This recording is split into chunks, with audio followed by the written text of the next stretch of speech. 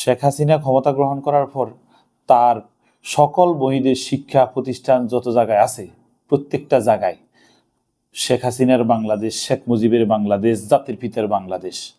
আমরা কারোকে বাপ ডাকি না, আমরা যারও সন্তান না, আমরা ও কাউকে যে বাপ বলবো যেমনে সেমনে।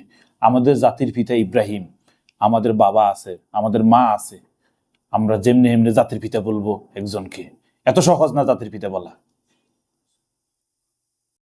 শেখ মুজিবের ছবি যেখানে সেখানে ব্যবহার, যে টাকার মধ্যে দেখতেছি প্রত্যেকটা টাকার মধ্যে ব্যবহার। আরে শেখ মুজিব ৭৫ মানুষরে তার খাসলতের কারণে সে হত্যা হয়েছে, আর আমরা এখন টাকার মধ্যে দেখতেছি, অফিস আদালতে দেখতেছি। আমি এই অফিস আদালত, এই যত জায়গায় তার ছবি আছে সব জায়গার মধ্যে আমি তীব্র নিন্দা জানাই। তার ছবিগুলো সবাই উঠে সরিয়ে ফেলতে হবে। সরকারকে আমি বিনীতভাবে অনুরোধ করছি, আপনার বঙ্গবন্ধু ছবিটা সরিয়ে ফেলেন। এই ব্যাপারটা আপনারা একেবারে নিরপেক্ষভাবে নিরপেক্ষভাবে এই ব্যাপারটা আপনারা দেখেন। উনি যে শেখ মুজিব ছিল মূলত ভারতের দালাল, শেখ মুজিব মূলত ভারতের দালাল। শেখ হাসিনা যেরকম ভারতের দালাল, শেখ মুজিব সেরকম ভারতের দালাল। এর বাইরে এক শব্দ কোনো বেশকম নাই। আমাদের দেশে আওয়ামী লীগেরা বঙ্গবন্ধুকে জাতির পিতা বলে।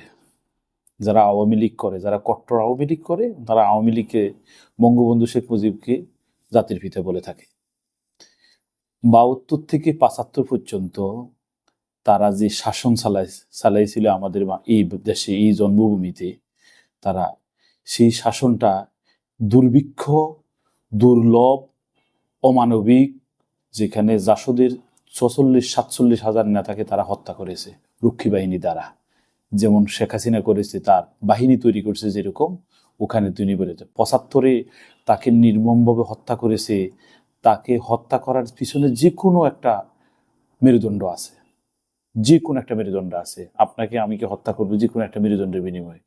আপনি একটা বাংলাদেশ স্বাধীন করে দিয়েছেন, মিথ্যা, মিথ্যা, পুরোটা মিথ্যা।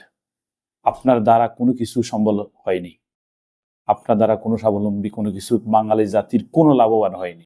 আপনি শুধু মানুষকে খেপাইতে পারছেন, তবে মানুষকে ভালো কোনো উপদেশ দিতে পারেন নাই। এক তেড়ামি, এক গোড়ামি রাজনীতি আপনি করছেন। এক গোড়ামি রাজনীতি করার কারণে ১৭ বছরের আওয়ামী লীগ, পৃথিবীর ইতিহাসে যা হয়েছে, পৃথিবীর ইতিহাসের রাজনীতিক এই দলের, রোজ গার্ডেনের আওয়ামী লীগ কখনো এইরকম ধূলিসাৎ হয়নি। যেখানে ৩০০ এমপি এদেশ থেকে মানে গুমের মতো পালিয়ে গেছে, যেখানে শত শত হাজার হাজার লাখ লাখ পুলিশ পালিয়ে গেছে, যেখানে এমপি, চেয়ারম্যান সবকিছু পালিয়ে গেছে, সেখানে আর কোনো কিছু পাওয়া যাচ্ছে না।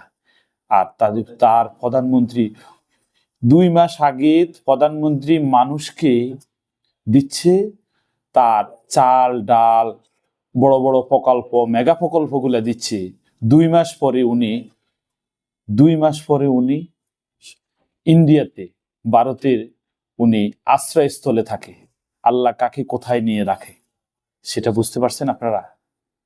২ মাস আগে উনি চাল ডাল, উনি মেগা প্রকল্প তৈরি করে, মেগা প্রকল্পের সাইন করে, মেগা প্রকল্প পাস করে, আর ২ মাস পরে উনি ভারতের একটা আশ্রয়স্থলে এখন তার বসবাস হচ্ছে।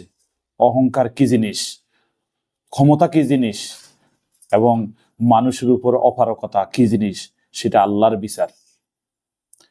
এখন আমাদের বর্তমান সাম্প্রতিক বঙ্গবন্ধু নিয়ে কথা।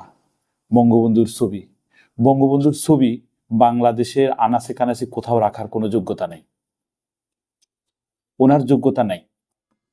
উনি সিরাজ শিকদারকে, ওনার ফ্যামিলি সিরাজ শিকদারকে হত্যা করার পরে উনি এই দেশের রাজনীতি করার কোনো অধিকারে নেই। সাম্প্রতিক সময়ে বর্তমান ২ জন উপদেষ্টাকে শপথ গ্রহণ করা হয়েছে রাষ্ট্রপতির বঙ্গভবনে। সেখানে মোস্তফা ফারুকী একজন চলচ্চিত্র এবং একজন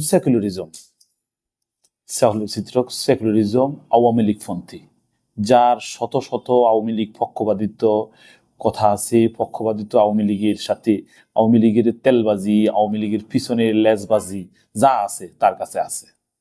আরেকজন হচ্ছে এই মোস্তফা ফারুকী, তার যদি বিন্দু পরিমাণ মানসিকভাবে ভারসাম্য থাকতো, তাহলে উনি এখানে তার উপদেষ্টা হওয়ার প্রশ্ন জাগতো না।